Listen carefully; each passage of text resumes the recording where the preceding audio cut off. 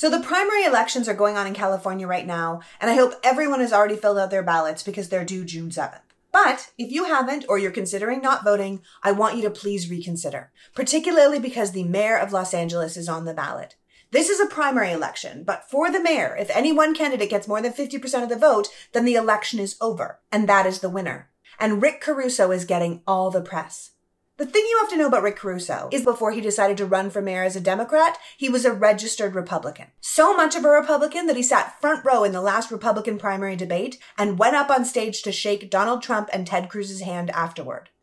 Now, you don't get front row seats with your family at a Republican debate unless you are a hell of a donor. And you don't shake the hand of the two worst Republican candidates unless you personally have, let's say, questionable morals. Now, not wanting to vote for an anti-abortion billionaire real estate developer who's friends with celebrities and hosts right-wing leaders on his $100 million yacht doesn't mean you can't love the Grove.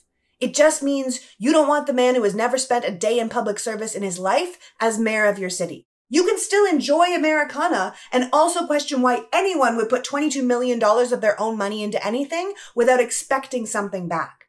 The man is a businessman, and he's looking at Los Angeles like a business.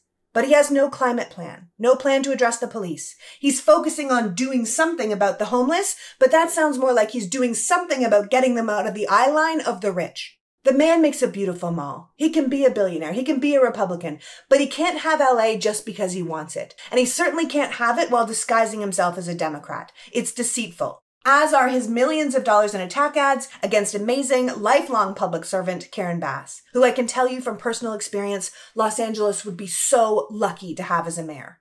Now I know there's a lot of celebrities out here endorsing Caruso, fellow rich people who may or may not benefit from whatever real estate or tax plans he's promised. But unless you're the type of person who hangs out on multi-million-dollar yachts, I can promise you he is not looking out for you.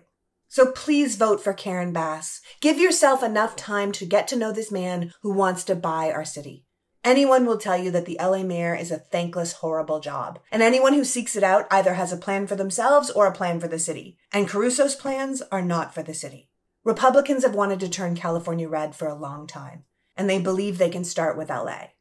Let's not let them.